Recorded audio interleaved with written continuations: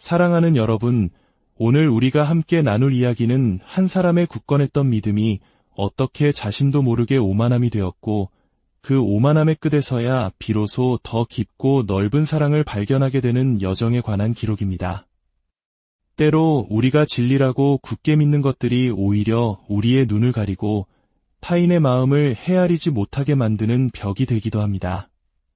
오늘의 이야기가 여러분의 마음에 작은 울림을 준다면 주변의 위로가 필요한 다른 이들에게도 이 이야기를 공유해 주십시오.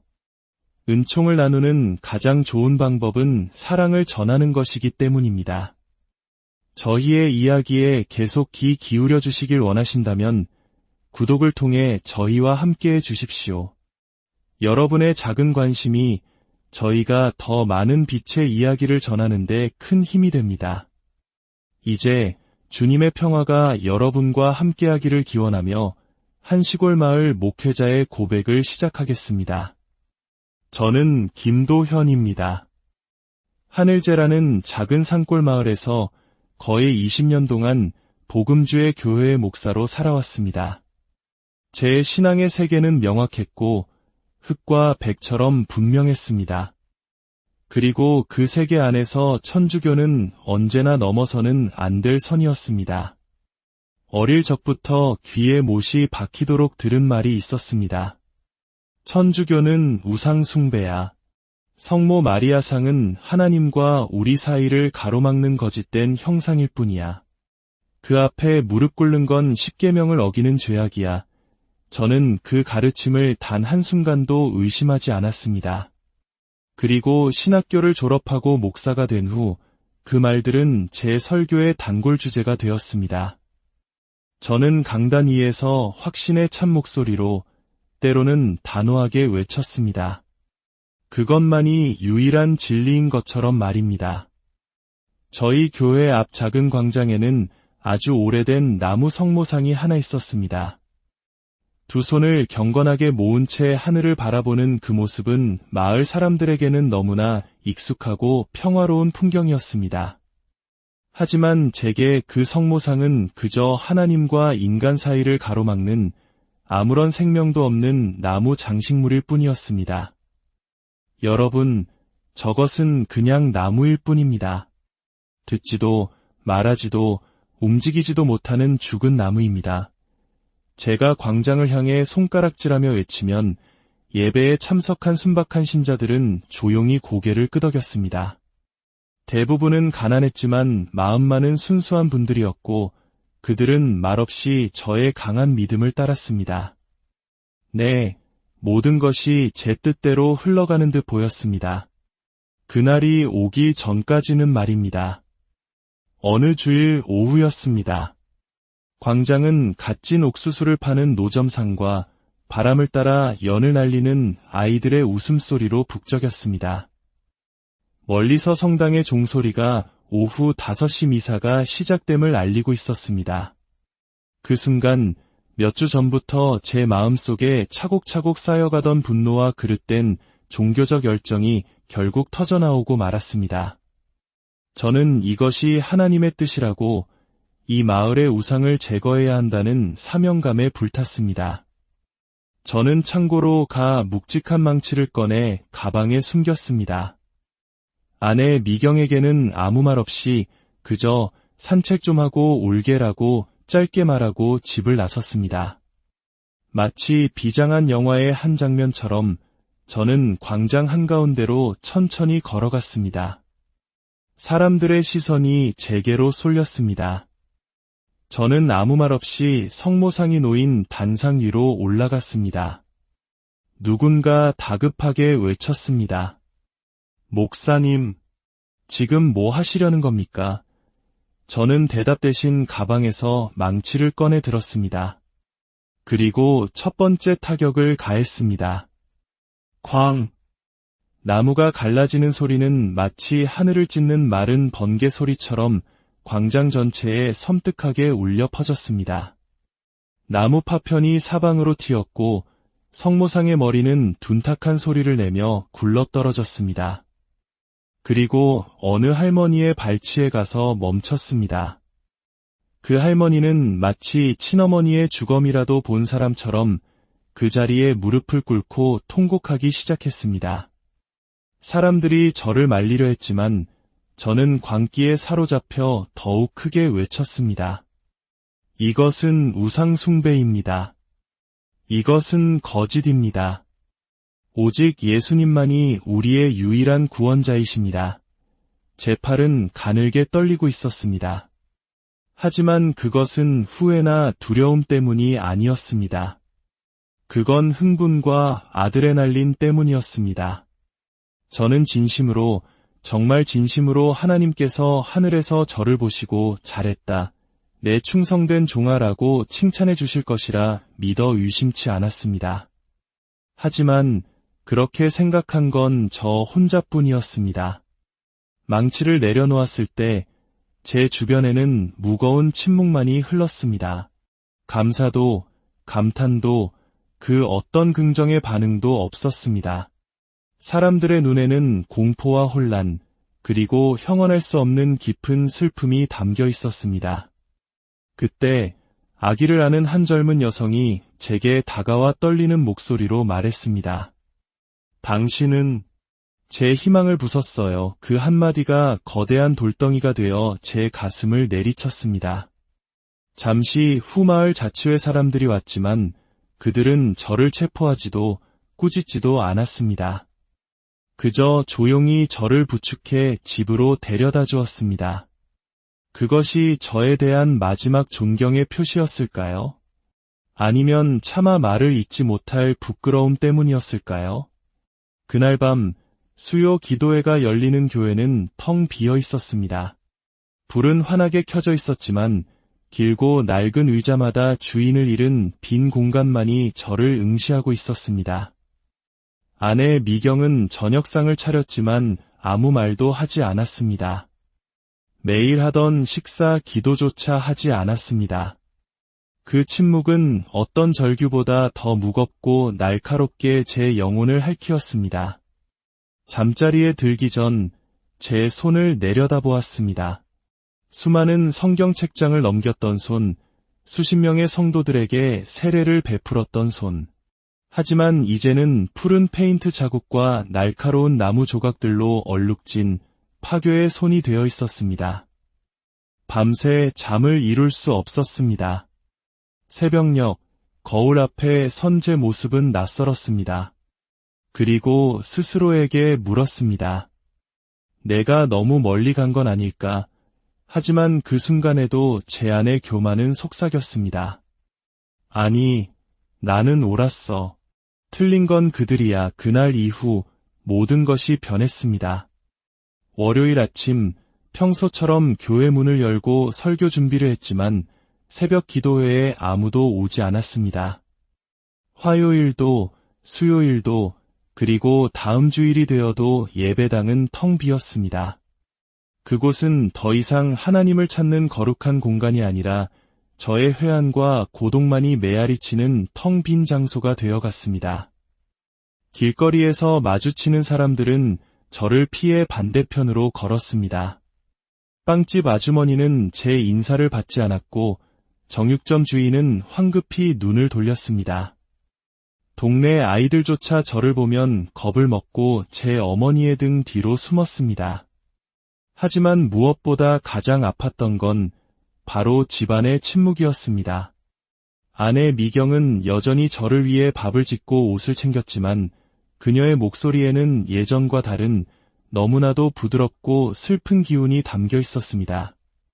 마치 죽어가는 환자를 돌보는 간호사처럼 그녀는 저를 연민의 눈으로 바라보았습니다. 그러던 어느 날 딸 하늘이가 작은 플라스틱 묵주를 손에 들고 놀고 있는 것을 보았습니다. 제 안의 분노가 다시 치밀어 올랐습니다. 이거 어디서 났어? 하늘이는 겁먹은 큰 눈으로 저를 쳐다보며 대답했습니다. 동네 할머니가 주셨어요.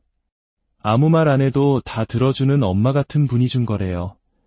저는 아이의 손에서 묵주를 빼앗았습니다.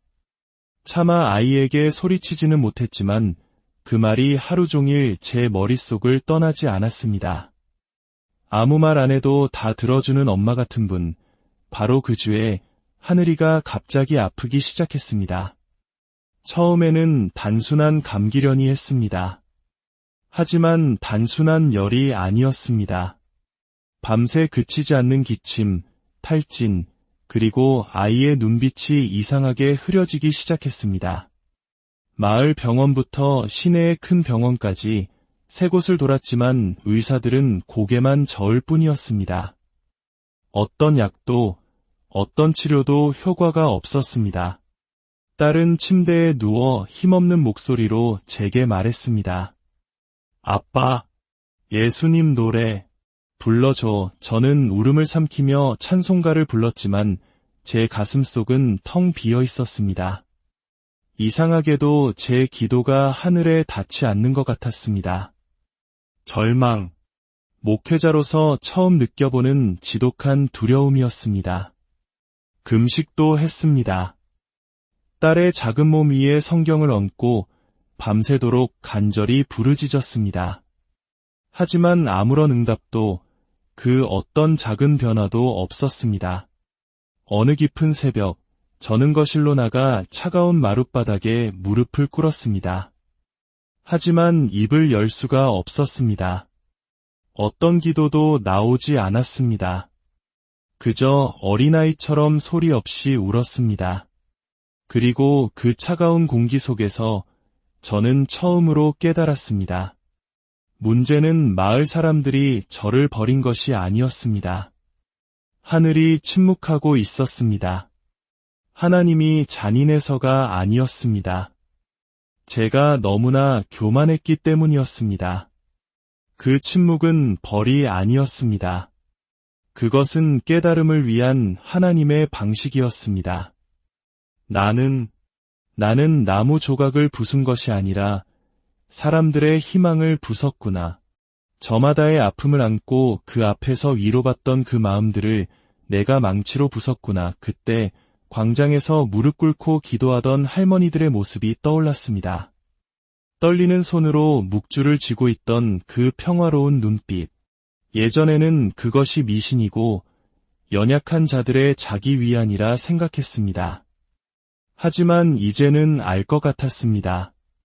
그것 또한 믿음이었습니다.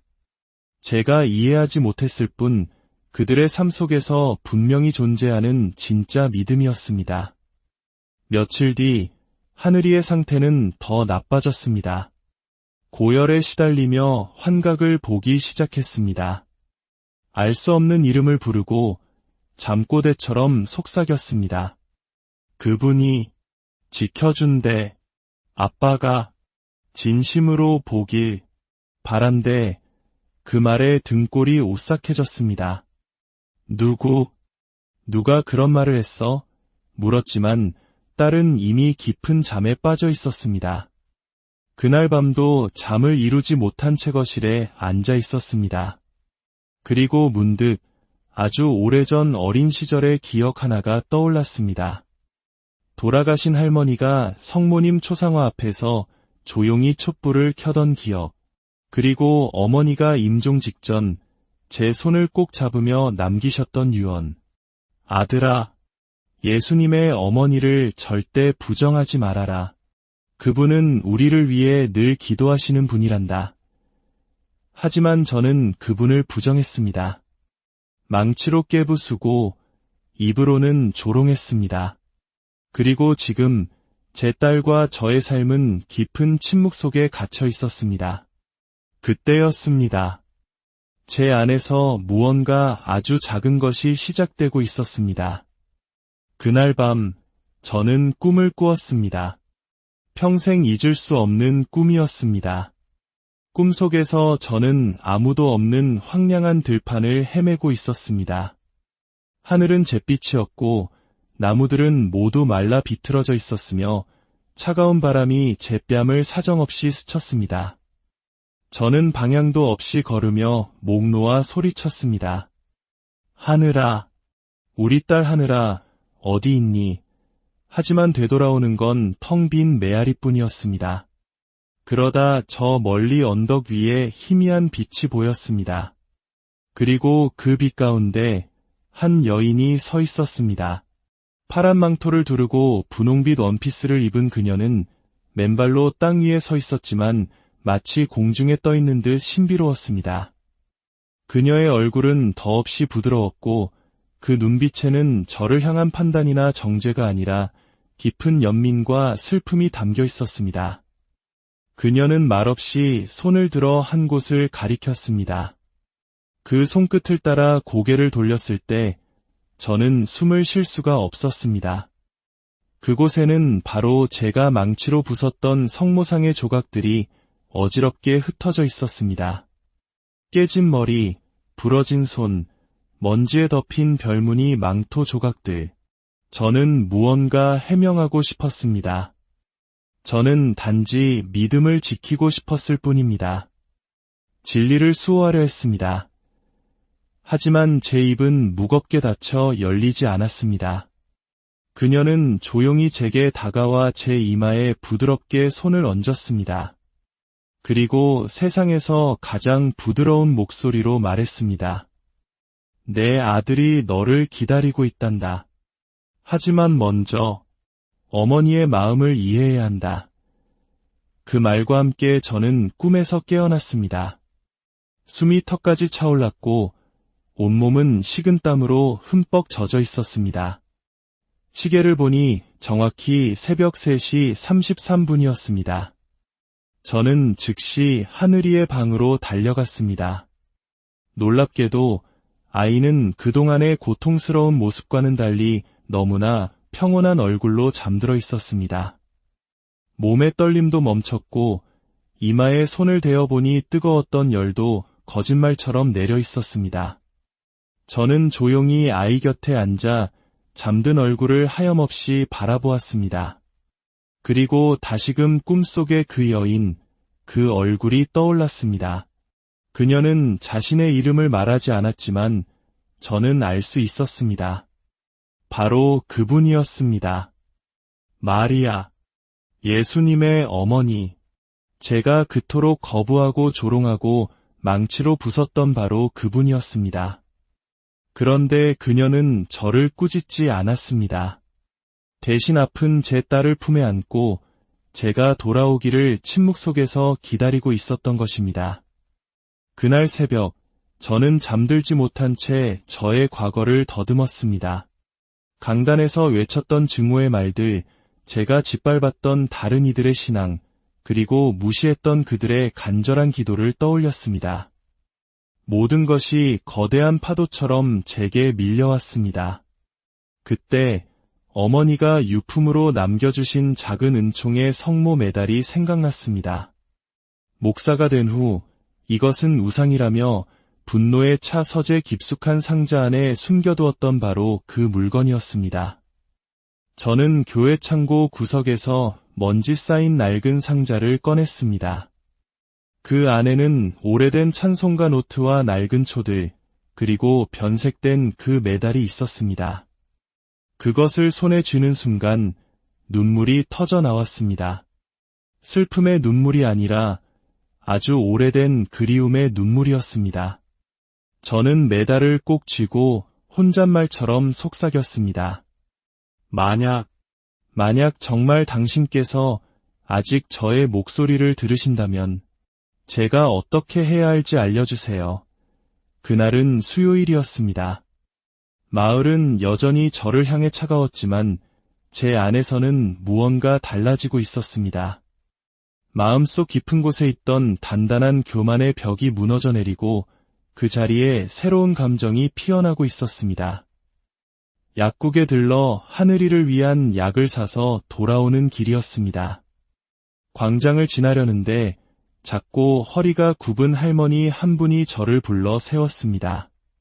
하얀 미사보를 두르고 꽃무늬 원피스를 입은 분이었습니다. 김도연 목사님, 저는 놀란 눈으로 고개를 끄덕였습니다. 그분은 조용히 말했습니다. 드릴 게 있습니다. 그리고는 품속에서 파란 천에 쌓인 작은 꾸러미를 꺼내 제게 건넸습니다. 저는 경계하며 물었습니다. 이게 뭡니까? 할머니는 희미하게 미소를 지었습니다. 그 미소는 비웃음이 아니라 아픔을 겪어본 사람만이 지을 수 있는 깊은 이해의 미소였습니다. 열어보시면 알게 될 겁니다. 천천히 천을 풀어본 순간 제 손에는 하얀 묵주 하나가 들려 있었습니다. 나무로 된 작은 십자가와 성모님의 얼굴이 새겨진 메달이 달려 있었습니다. 꿈속에서 본 바로 그 얼굴, 그 눈빛이었습니다. 등골에 소름이 돋았습니다. 이걸 왜 저에게 주십니까? 목이 메어 물었습니다. 그분은 제 눈을 똑바로 바라보며 말했습니다. 어머니는 자식이 초상화를 찢었다고 해서 미워하지 않아요. 그냥 다시 집으로 돌아오기만 바랄 뿐이에요. 그날 제가 무슨 짓을 했는지 보셨습니까? 다 봤죠. 우리 모두 봤어요. 하지만 그분은 목사님의 고통과 따님의 아픔을 더 먼저 보셨어요. 그리고 지금도 함께하고 계세요. 목사님이 아직 그분의 목소리를 듣지 못할 뿐이에요. 할머니는 제 어깨에 부드럽게 손을 얹고 말했습니다. 이 묵주를 사용하세요. 기도를 몰라도 괜찮아요. 그저 손에 쥐고 있기만 해도 됩니다. 중요한 건 화려한 말이 아니라 전하려는 마음이니까요. 그분은 조용히 돌아서 가셨고 저는 묵주를 손에 쥔 채 한동안 그 자리에 그대로 서 있었습니다. 심장이 미친 듯이 쿵쾅거렸습니다. 집으로 돌아가자 아내 미경이 저를 보고 눈을 크게 떴습니다. 제 눈에 고인 눈물을 본 그녀는 손으로 입을 막았습니다. 무슨 일이에요? 저는 말없이 묵주를 내밀었습니다. 그녀는 아무 말 없이 그것을 받아들어 하늘이의 침대 머리맡에 조용히 놓았습니다. 그날 밤 저는 아직 무릎 꿇고 묵주 기도를 하지는 못했습니다. 마음속 죄책감이 너무 컸고 용기가 부족했습니다. 하지만 방 한가운데 앉아 조용히 그 묵주를 손에 쥐고 있었습니다. 손끝으로 느껴지는 묵주알 하나하나를 넘길 때마다 제 안에 있던 부정과 파괴의 기억들이 떠올랐습니다. 망치보다 무서운 건 사람의 마음을 상하게 하는 말이라는 것을 그때야 깨달았습니다. 그때 잠든 줄 알았던 하늘이의 방에서 작은 목소리가 들려왔습니다. 아빠, 오늘 파란 옷 입은 아줌마가 침대 끝에 앉아 있었어. 내 손을 잡고 말했어. 이제 아빠는 혼자가 아니라고. 그 순간 저는 무너졌습니다. 그 자리에 무릎을 꿇고 아무 말도 하지 못한 채 그저 아이처럼 울었습니다. 수년 만에 처음 느껴보는 평화였습니다. 모든 정답을 찾아서 얻는 평화가 아니라 모든 것을 그저 내어 맡기고 받아들이는 평화였습니다. 광장으로 다시 돌아간다는 것은 결코 쉬운 일이 아니었습니다. 자신만만하고 확신으로 가득 찼던 목사 김도연은 이제 없었습니다. 그저 두려움에 떠는 한 아이가 있을 뿐이었습니다. 며칠 동안 저는 교회 근처에서 광장을 그저 바라보기만 했습니다. 멀리서 본 그 자리, 성모상이 있던 자리는 여전히 텅 비어 있었고 사람들의 시선에는 저 사람이 또 뭘 하려는 거지? 라는 경계심이 가득했습니다. 하지만 이번에 제 손에는 망치가 들려있지 않았습니다. 대신 하얀 국화와 백합 한 다발이 들려있었습니다. 어릴 적 어머니가 성모상 앞에 바치곤 했던 바로 그 꽃들이었습니다. 광장에 도착했을 때 회색 하늘 아래 차가운 바람이 낮게 울었습니다. 그 순간 예전의 끔찍한 장면들이 파도처럼 밀려왔습니다. 갈라지던 나무의 비명, 울부짖던 사람들, 굴러가던 성모상의 머리, 그리고 무릎 꿇고 울던 한 할머니의 얼굴.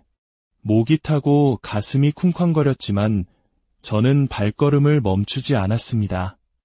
사람들은 수군거렸습니다. 저 사람, 그 목사 아니야?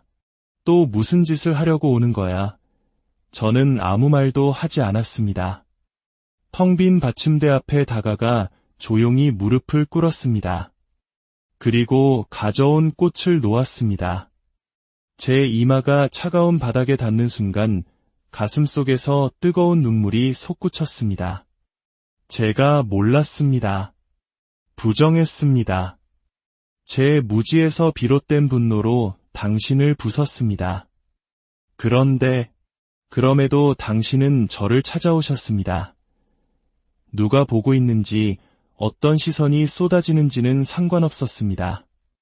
그곳에서 저는 더 이상 설교자도 목사도 아니었습니다.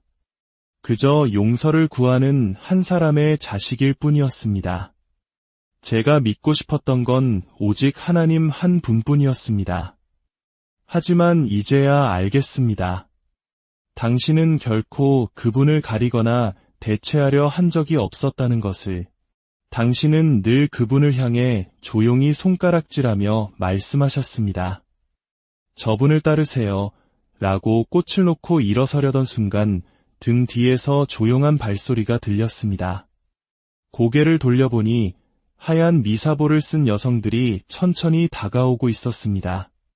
어떤 분은 손에 묵주를 들고 있었고 어떤 분은 고개를 숙이며 눈물을 훔치고 있었습니다. 그중 한 분이 제 옆에와 함께 무릎을 꿇었습니다. 며칠 전 제게 묵주를 건넸던 바로 그 할머니였습니다. 할머니는 말없이 제 손을 잡아주었습니다. 그리고 차례로 다른 여성들도 조용히 무릎을 꿇고 함께 기도하기 시작했습니다. 그곳에는 비난도 원망도 없었습니다. 단지 함께하는 존재, 어머니의 존재, 믿음의 존재, 그리고 공동체의 존재만이 있었습니다. 그 순간 저는 처음으로 소속감이라는 것을 느꼈습니다. 과거 저는 그들을 가르치려 들고 구원하려 했습니다. 하지만 정작 그들의 믿음을 조금도 이해하지 못했던 것은 바로 저 자신이었습니다. 그날 아침 짙은 구름 사이로 한 줄기 햇살이 비추기 시작했습니다. 햇살은 차가웠지만 제 마음에는 따스함이 스며들었습니다. 사람들의 시선도 달라져 있었습니다. 비난이 아닌 조용한 존중이 담긴 눈빛이었습니다. 기도를 마치고 돌아가려던 순간 할머니가 다가와 말했습니다. 상은 깨졌어도 어머니의 마음은 깨지지 않았어요. 그날 집으로 돌아가는 길, 제 마음은 이전과 확연히 달랐습니다. 조용했고 가벼웠고 화냈습니다. 문을 열고 들어가자 하늘이가 웃으며 제게 달려왔습니다. 아빠, 아까 파란 옷 입은 아줌마가 다녀가셨어. 아빠, 이제 괜찮아졌대. 저는 가만히 딸아이를 안았습니다. 아이의 몸은 따뜻했습니다. 열 때문이 아닌 생명의 온기였습니다. 심장은 건강하게 뛰고 있었고 눈동자는 생기로 반짝였습니다. 기적은 천둥 번개처럼 오지 않았습니다. 천사의 노랫소리도 없었습니다. 하지만 그날 밤 저는 확신했습니다. 그분은 벌하러 오신 것이 아니라 상처받은 자식을 그저 품기 위해 오셨다는 것을. 그리고 그 품 안에서 저는 제 목표의 진짜 시작을 느꼈습니다. 시간이 흘렀고 저는 용서를 구했지만 아직 제가 직접 해야 할 일이 남아있다는 것을 느끼고 있었습니다. 어느 날 성당의 수녀님 몇 분이 저희 교회를 찾아오셨습니다. 그중 한 분이 조심스럽게 말씀하셨습니다. 목사님, 광장의 성모상 조각들을 저희가 보관하고 있었습니다. 저희가 그것을 복원하려고 합니다. 부디 목사님께서 함께해 주셨으면 합니다. 저는 숨을 멈췄습니다. 제 손으로 부쉈던 그 성모상을 복원하는 일에 참여하라니. 하지만 저는 알고 있었습니다. 이것은 조각상을 다시 세우는 일이 아니라 무너졌던 제 마음과 영혼을 바로 세우는 일이라는 것을. 며칠 뒤 작업이 시작되었습니다.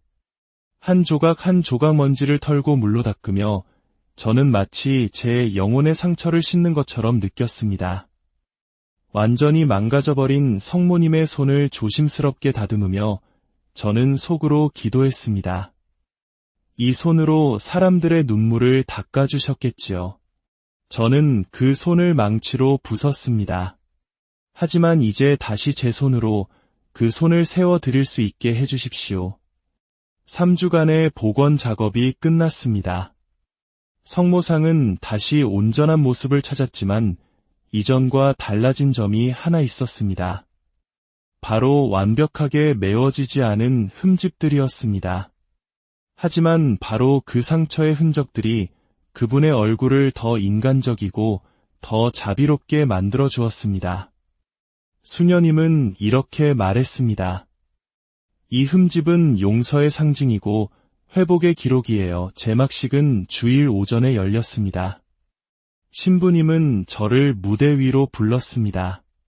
김도연 목사님, 망치로 부쉈던 그 상을 오늘은 당신의 손으로 다시 세워주십시오. 저는 떨리는 손으로 하얀 천을 벗겼습니다. 광장에 모인 모든 사람들이 숨을 죽였습니다. 그 자리에 다시 서 있는 성모님. 그 얼굴은 제가 꿈에서 본 바로 그 얼굴, 부드럽고 용서로 가득 찬 눈빛이었습니다. 저는 그 자리에 그대로 무릎을 꿇었습니다. 그리고 광장의 모든 사람들이 저를 따라 조용히 무릎을 꿇었습니다. 그분은 단 한마디도 하지 않으셨지만 제 모든 삶을 바꾸셨습니다. 그날 이후 저는 다시 설교를 시작했습니다. 하지만 더 이상 단상 위에서 외치거나 정죄하지 않았습니다. 대신 저의 이야기를 들려주었습니다. 저는 성모상을 부쉈던 사람입니다. 하지만 그분은 제 영혼을 다시 세워주셨습니다. 저는 설교로 회개한 것이 아니라 그분의 깊은 침묵 속에서 비로소 회개하게 되었습니다. 교리가 아닌 사랑으로, 설교가 아닌 고백으로 저는 그렇게 다시 시작했습니다. 저는 이제 새벽마다 묵주를 손에 들고 기도합니다. 완벽한 기도는 아니지만 진심을 담습니다. 성모님, 제가 오늘도 교만해지지 않게, 누군가의 아픔을 외면하지 않게 제 손을 잡아주세요. 진정한 믿음은 무언가를 파괴하는 것이 아니라 무언가를 세우는 것이었습니다. 다른 이의 믿음을 존중하고 그들의 아픔을 끌어안고 그 속에서 하나님의 더 크고 놀라운 사랑을 발견하는 것이었습니다. 사랑하는 여러분, 오늘 우리가 함께 나눌 이야기는 한 사람의 굳건했던 믿음이 어떻게 자신도 모르게 오만함이 되었고 그 오만함의 끝에서야 비로소 더 깊고 넓은 사랑을 발견하게 되는 여정에 관한 기록입니다. 때로 우리가 진리라고 굳게 믿는 것들이 오히려 우리의 눈을 가리고 타인의 마음을 헤아리지 못하게 만드는 벽이 되기도 합니다. 오늘의 이야기가 여러분의 마음에 작은 울림을 준다면 주변의 위로가 필요한 다른 이들에게도 이 이야기를 공유해 주십시오. 은총을 나누는 가장 좋은 방법은 사랑을 전하는 것이기 때문입니다. 저희의 이야기에 계속 귀 기울여 주시길 원하신다면 구독을 통해 저희와 함께해 주십시오. 여러분의 작은 관심이 저희가 더 많은 빛의 이야기를 전하는 데 큰 힘이 됩니다. 이제 주님의 평화가 여러분과 함께하기를 기원하며 한 시골 마을 목회자의 고백을 시작하겠습니다. 저는 김도현입니다. 하늘제라는 작은 산골 마을에서 거의 20년 동안 복음주의 교회의 목사로 살아왔습니다. 제 신앙의 세계는 명확했고 흙과 백처럼 분명했습니다. 그리고 그 세계 안에서 천주교는 언제나 넘어서는 안 될 선이었습니다. 어릴 적부터 귀에 못이 박히도록 들은 말이 있었습니다. 천주교는 우상 숭배야. 성모 마리아상은 하나님과 우리 사이를 가로막는 거짓된 형상일 뿐이야. 그 앞에 무릎 꿇는 건 십계명을 어기는 죄악이야. 저는 그 가르침을 단 한순간도 의심하지 않았습니다. 그리고 신학교를 졸업하고 목사가 된 후 그 말들은 제 설교의 단골 주제가 되었습니다. 저는 강단 위에서 확신의 참 목소리로 때로는 단호하게 외쳤습니다. 그것만이 유일한 진리인 것처럼 말입니다. 저희 교회 앞 작은 광장에는 아주 오래된 나무 성모상이 하나 있었습니다. 두 손을 경건하게 모은 채 하늘을 바라보는 그 모습은 마을 사람들에게는 너무나 익숙하고 평화로운 풍경이었습니다. 하지만 제게 그 성모상은 그저 하나님과 인간 사이를 가로막는 아무런 생명도 없는 나무 장식물일 뿐이었습니다. 여러분, 저것은 그냥 나무일 뿐입니다. 듣지도 말하지도 움직이지도 못하는 죽은 나무입니다. 제가 광장을 향해 손가락질하며 외치면 예배에 참석한 순박한 신자들은 조용히 고개를 끄덕였습니다. 대부분은 가난했지만 마음만은 순수한 분들이었고 그들은 말없이 저의 강한 믿음을 따랐습니다. 네, 모든 것이 제 뜻대로 흘러가는 듯 보였습니다. 그날이 오기 전까지는 말입니다. 어느 주일 오후였습니다. 광장은 갓 찐 옥수수를 파는 노점상과 바람을 따라 연을 날리는 아이들의 웃음소리로 북적였습니다. 멀리서 성당의 종소리가 오후 5시 미사가 시작됨을 알리고 있었습니다. 그 순간 몇 주 전부터 제 마음속에 차곡차곡 쌓여가던 분노와 그릇된 종교적 열정이 결국 터져나오고 말았습니다. 저는 이것이 하나님의 뜻이라고 이 마을의 우상을 제거해야 한다는 사명감에 불탔습니다. 저는 창고로 가 묵직한 망치를 꺼내 가방에 숨겼습니다. 아내 미경에게는 아무 말 없이 그저 산책 좀 하고 올게라고 짧게 말하고 집을 나섰습니다. 마치 비장한 영화의 한 장면처럼 저는 광장 한가운데로 천천히 걸어갔습니다. 사람들의 시선이 제게로 쏠렸습니다. 저는 아무 말 없이 성모상이 놓인 단상 위로 올라갔습니다. 누군가 다급하게 외쳤습니다. 목사님, 지금 뭐 하시려는 겁니까? 저는 대답 대신 가방에서 망치를 꺼내 들었습니다. 그리고 첫 번째 타격을 가했습니다. 쾅! 나무가 갈라지는 소리는 마치 하늘을 찢는 마른 번개 소리처럼 광장 전체에 섬뜩하게 울려 퍼졌습니다. 나무 파편이 사방으로 튀었고 성모상의 머리는 둔탁한 소리를 내며 굴러떨어졌습니다. 그리고 어느 할머니의 발치에 가서 멈췄습니다. 그 할머니는 마치 친어머니의 주검이라도 본 사람처럼 그 자리에 무릎을 꿇고 통곡하기 시작했습니다. 사람들이 저를 말리려 했지만 저는 광기에 사로잡혀 더욱 크게 외쳤습니다. 이것은 우상 숭배입니다.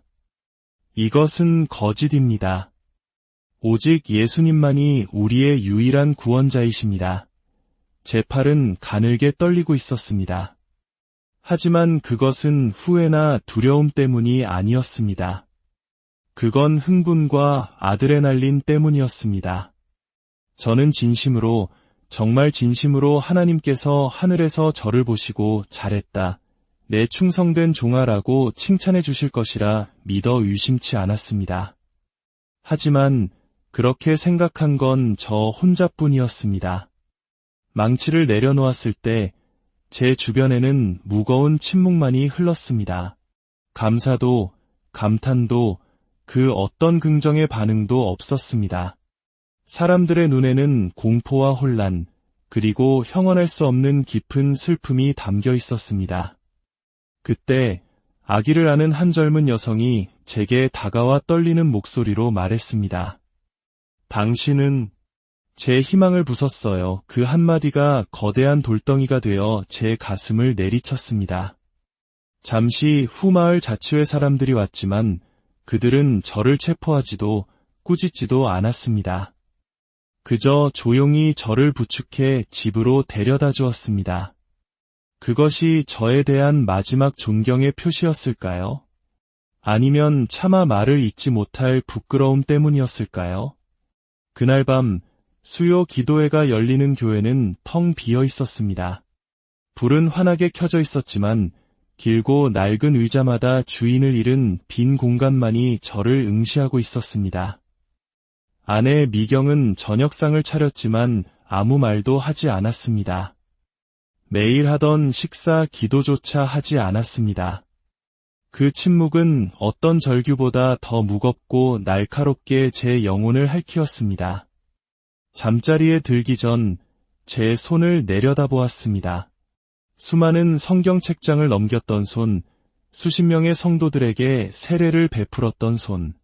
하지만 이제는 푸른 페인트 자국과 날카로운 나무 조각들로 얼룩진 파괴의 손이 되어 있었습니다. 밤새 잠을 이룰 수 없었습니다. 새벽녘 거울 앞에 선 제 모습은 낯설었습니다. 그리고 스스로에게 물었습니다. 내가 너무 멀리 간 건 아닐까? 하지만 그 순간에도 제 안의 교만은 속삭였습니다. 아니, 나는 옳았어. 틀린 건 그들이야. 그날 이후 모든 것이 변했습니다. 월요일 아침 평소처럼 교회 문을 열고 설교 준비를 했지만 새벽 기도회에 아무도 오지 않았습니다. 화요일도 수요일도 그리고 다음 주일이 되어도 예배당은 텅 비었습니다. 그곳은 더 이상 하나님을 찾는 거룩한 공간이 아니라 저의 회한과 고독만이 메아리치는 텅 빈 장소가 되어갔습니다. 길거리에서 마주치는 사람들은 저를 피해 반대편으로 걸었습니다.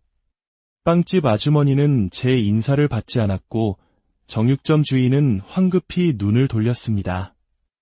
동네 아이들조차 저를 보면 겁을 먹고 제 어머니의 등 뒤로 숨었습니다. 하지만 무엇보다 가장 아팠던 건 바로 집안의 침묵이었습니다. 아내 미경은 여전히 저를 위해 밥을 짓고 옷을 챙겼지만 그녀의 목소리에는 예전과 다른 너무나도 부드럽고 슬픈 기운이 담겨 있었습니다. 마치 죽어가는 환자를 돌보는 간호사처럼 그녀는 저를 연민의 눈으로 바라보았습니다. 그러던 어느 날 딸 하늘이가 작은 플라스틱 묵주를 손에 들고 놀고 있는 것을 보았습니다. 제 안의 분노가 다시 치밀어 올랐습니다. 이거 어디서 났어? 하늘이는 겁먹은 큰 눈으로 저를 쳐다보며 대답했습니다. 동네 할머니가 주셨어요. 아무 말 안 해도 다 들어주는 엄마 같은 분이 준 거래요. 저는 아이의 손에서 묵주를 빼앗았습니다. 차마 아이에게 소리치지는 못했지만 그 말이 하루 종일 제 머릿속을 떠나지 않았습니다. 아무 말 안 해도 다 들어주는 엄마 같은 분, 바로 그 주에 하늘이가 갑자기 아프기 시작했습니다. 처음에는 단순한 감기련이 했습니다. 하지만 단순한 열이 아니었습니다. 밤새 그치지 않는 기침, 탈진, 그리고 아이의 눈빛이 이상하게 흐려지기 시작했습니다. 마을 병원부터 시내의 큰 병원까지 세 곳을 돌았지만 의사들은 고개만 저을 뿐이었습니다. 어떤 약도, 어떤 치료도 효과가 없었습니다. 딸은 침대에 누워 힘없는 목소리로 제게 말했습니다. 아빠, 예수님 노래 불러줘. 저는 울음을 삼키며 찬송가를 불렀지만 제 가슴속은 텅 비어 있었습니다. 이상하게도 제 기도가 하늘에 닿지 않는 것 같았습니다. 절망, 목회자로서 처음 느껴보는 지독한 두려움이었습니다. 금식도 했습니다. 딸의 작은 몸 위에 성경을 얹고 밤새도록 간절히 부르짖었습니다. 하지만 아무런 응답도 그 어떤 작은 변화도 없었습니다. 어느 깊은 새벽, 저는 거실로 나가 차가운 마룻바닥에 무릎을 꿇었습니다. 하지만 입을 열 수가 없었습니다. 어떤 기도도 나오지 않았습니다. 그저 어린아이처럼 소리 없이 울었습니다. 그리고 그 차가운 공기 속에서 저는 처음으로 깨달았습니다. 문제는 마을 사람들이 저를 버린 것이 아니었습니다. 하늘이 침묵하고 있었습니다. 하나님이 잔인해서가 아니었습니다. 제가 너무나 교만했기 때문이었습니다. 그 침묵은 벌이 아니었습니다. 그것은 깨달음을 위한 하나님의 방식이었습니다. 나는 나는 나무 조각을 부순 것이 아니라 사람들의 희망을 부쉈구나. 저마다의 아픔을 안고 그 앞에서 위로받던 그 마음들을 내가 망치로 부쉈구나. 그때 광장에서 무릎 꿇고 기도하던 할머니들의 모습이 떠올랐습니다. 떨리는 손으로 묵주를 쥐고 있던 그 평화로운 눈빛.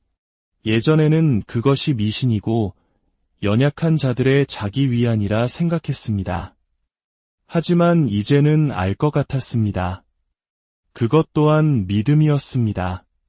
제가 이해하지 못했을 뿐 그들의 삶 속에서 분명히 존재하는 진짜 믿음이었습니다. 며칠 뒤 하늘이의 상태는 더 나빠졌습니다. 고열에 시달리며 환각을 보기 시작했습니다. 알 수 없는 이름을 부르고 잠꼬대처럼 속삭였습니다. 그분이 지켜준대. 아빠가 진심으로 보길 바란대. 그 말에 등골이 오싹해졌습니다. 누가 그런 말을 했어? 물었지만 딸은 이미 깊은 잠에 빠져 있었습니다. 그날 밤도 잠을 이루지 못한 채 거실에 앉아 있었습니다. 그리고 문득 아주 오래전 어린 시절의 기억 하나가 떠올랐습니다. 돌아가신 할머니가 성모님 초상화 앞에서 조용히 촛불을 켜던 기억, 그리고 어머니가 임종 직전 제 손을 꼭 잡으며 남기셨던 유언. 아들아, 예수님의 어머니를 절대 부정하지 말아라. 그분은 우리를 위해 늘 기도하시는 분이란다. 하지만 저는 그분을 부정했습니다. 망치로 깨부수고 입으로는 조롱했습니다. 그리고 지금 제 딸과 저의 삶은 깊은 침묵 속에 갇혀 있었습니다. 그때였습니다. 제 안에서 무언가 아주 작은 것이 시작되고 있었습니다. 그날 밤 저는 꿈을 꾸었습니다. 평생 잊을 수 없는 꿈이었습니다. 꿈속에서 저는 아무도 없는 황량한 들판을 헤매고 있었습니다. 하늘은 잿빛이었고 나무들은 모두 말라 비틀어져 있었으며 차가운 바람이 제 뺨을 사정없이 스쳤습니다. 저는 방향도 없이 걸으며 목 놓아 소리쳤습니다. 하늘아, 우리 딸 하늘아, 어디 있니? 하지만 되돌아오는 건 텅 빈 메아리뿐이었습니다. 그러다 저 멀리 언덕 위에 희미한 빛이 보였습니다. 그리고 그 빛 가운데 한 여인이 서 있었습니다. 파란 망토를 두르고 분홍빛 원피스를 입은 그녀는 맨발로 땅 위에 서 있었지만 마치 공중에 떠 있는 듯 신비로웠습니다. 그녀의 얼굴은 더없이 부드러웠고 그 눈빛에는 저를 향한 판단이나 정죄가 아니라 깊은 연민과 슬픔이 담겨 있었습니다. 그녀는 말없이 손을 들어 한 곳을 가리켰습니다. 그 손끝을 따라 고개를 돌렸을 때 저는 숨을 쉴 수가 없었습니다. 그곳에는 바로 제가 망치로 부쉈던 성모상의 조각들이 어지럽게 흩어져 있었습니다. 깨진 머리, 부러진 손, 먼지에 덮인 별무늬 망토 조각들. 저는 무언가 해명하고 싶었습니다. 저는 단지 믿음을 지키고 싶었을 뿐입니다. 진리를 수호하려 했습니다. 하지만 제 입은 무겁게 닫혀 열리지 않았습니다. 그녀는 조용히 제게 다가와 제 이마에 부드럽게 손을 얹었습니다. 그리고 세상에서 가장 부드러운 목소리로 말했습니다. 내 아들이 너를 기다리고 있단다. 하지만 먼저 어머니의 마음을 이해해야 한다. 그 말과 함께 저는 꿈에서 깨어났습니다. 숨이 턱까지 차올랐고 온몸은 식은땀으로 흠뻑 젖어 있었습니다. 시계를 보니 정확히 새벽 3시 33분이었습니다. 저는 즉시 하늘이의 방으로 달려갔습니다. 놀랍게도 아이는 그동안의 고통스러운 모습과는 달리 너무나 평온한 얼굴로 잠들어 있었습니다. 몸의 떨림도 멈췄고 이마에 손을 대어보니 뜨거웠던 열도 거짓말처럼 내려 있었습니다. 저는 조용히 아이 곁에 앉아 잠든 얼굴을 하염없이 바라보았습니다. 그리고 다시금 꿈속의 그 여인, 그 얼굴이 떠올랐습니다. 그녀는 자신의 이름을 말하지 않았지만 저는 알 수 있었습니다. 바로 그분이었습니다. 마리아, 예수님의 어머니. 제가 그토록 거부하고 조롱하고 망치로 부쉈던 바로 그분이었습니다. 그런데 그녀는 저를 꾸짖지 않았습니다. 대신 아픈 제 딸을 품에 안고 제가 돌아오기를 침묵 속에서 기다리고 있었던 것입니다. 그날 새벽, 저는 잠들지 못한 채 저의 과거를 더듬었습니다. 강단에서 외쳤던 증오의 말들, 제가 짓밟았던 다른 이들의 신앙, 그리고 무시했던 그들의 간절한 기도를 떠올렸습니다. 모든 것이 거대한 파도처럼 제게 밀려왔습니다. 그때 어머니가 유품으로 남겨주신 작은 은총의 성모 메달이 생각났습니다. 목사가 된 후 이것은 우상이라며 분노에 차 서재 깊숙한 상자 안에 숨겨두었던 바로 그 물건이었습니다. 저는 교회 창고 구석에서 먼지 쌓인 낡은 상자를 꺼냈습니다. 그 안에는 오래된 찬송가 노트와 낡은 초들, 그리고 변색된 그 메달이 있었습니다. 그것을 손에 쥐는 순간 눈물이 터져 나왔습니다. 슬픔의 눈물이 아니라 아주 오래된 그리움의 눈물이었습니다. 저는 메달을 꼭 쥐고 혼잣말처럼 속삭였습니다. 만약 정말 당신께서 아직 저의 목소리를 들으신다면 제가 어떻게 해야 할지 알려주세요. 그날은 수요일이었습니다. 마을은 여전히 저를 향해 차가웠지만 제 안에서는 무언가 달라지고 있었습니다. 마음속 깊은 곳에 있던 단단한 교만의 벽이 무너져 내리고 그 자리에 새로운 감정이 피어나고 있었습니다. 약국에 들러 하늘이를 위한 약을 사서 돌아오는 길이었습니다. 광장을 지나려는데 작고 허리가 굽은 할머니 한 분이 저를 불러 세웠습니다. 하얀 미사보를 두르고 꽃무늬 원피스를 입은 분이었습니다. 김도연 목사님, 저는 놀란 눈으로 고개를 끄덕였습니다.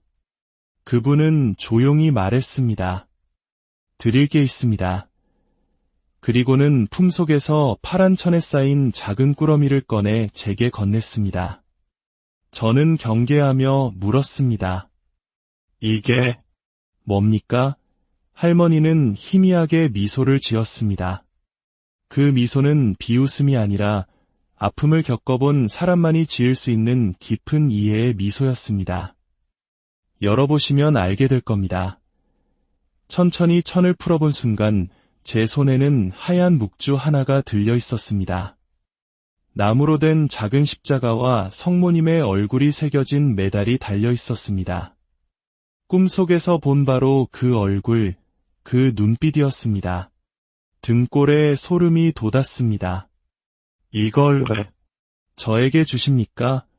목이 메어 물었습니다. 그분은 제 눈을 똑바로 바라보며 말했습니다. 어머니는 자식이 초상화를 찢었다고 해서 미워하지 않아요. 그냥 다시 집으로 돌아오기만 바랄 뿐이에요. 그날 제가 무슨 짓을 했는지 보셨습니까?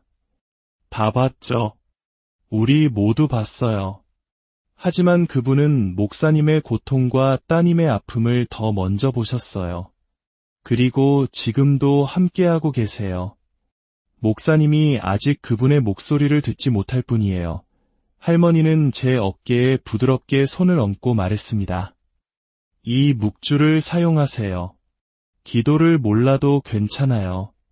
그저 손에 쥐고 있기만 해도 됩니다. 중요한 건 화려한 말이 아니라 전하려는 마음이니까요. 그분은 조용히 돌아서 가셨고 저는 묵주를 손에 쥔 채 한동안 그 자리에 그대로 서 있었습니다. 심장이 미친 듯이 쿵쾅거렸습니다. 집으로 돌아가자 아내 미경이 저를 보고 눈을 크게 떴습니다. 제 눈에 고인 눈물을 본 그녀는 손으로 입을 막았습니다. 무슨 일이에요? 저는 말없이 묵주를 내밀었습니다. 그녀는 아무 말 없이 그것을 받아들어 하늘이의 침대 머리맡에 조용히 놓았습니다. 그날 밤 저는 아직 무릎 꿇고 묵주 기도를 하지는 못했습니다. 마음속 죄책감이 너무 컸고 용기가 부족했습니다.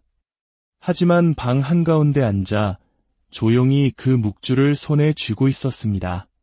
손끝으로 느껴지는 묵주알 하나하나를 넘길 때마다 제 안에 있던 부정과 파괴의 기억들이 떠올랐습니다. 망치보다 무서운 건 사람의 마음을 상하게 하는 말이라는 것을 그때야 깨달았습니다. 그때 잠든 줄 알았던 하늘이의 방에서 작은 목소리가 들려왔습니다. 아빠, 오늘 파란 옷 입은 아줌마가 침대 끝에 앉아 있었어. 내 손을 잡고 말했어. 이제 아빠는 혼자가 아니라고. 그 순간 저는 무너졌습니다. 그 자리에 무릎을 꿇고 아무 말도 하지 못한 채 그저 아이처럼 울었습니다. 수년 만에 처음 느껴보는 평화였습니다. 모든 정답을 찾아서 얻는 평화가 아니라 모든 것을 그저 내어 맡기고 받아들이는 평화였습니다. 광장으로 다시 돌아간다는 것은 결코 쉬운 일이 아니었습니다. 자신만만하고 확신으로 가득 찼던 목사 김도연은 이제 없었습니다. 그저 두려움에 떠는 한 아이가 있을 뿐이었습니다. 며칠 동안 저는 교회 근처에서 광장을 그저 바라보기만 했습니다. 멀리서 본 그 자리, 성모상이 있던 자리는 여전히 텅 비어 있었고 사람들의 시선에는 저 사람이 또 뭘 하려는 거지? 라는 경계심이 가득했습니다.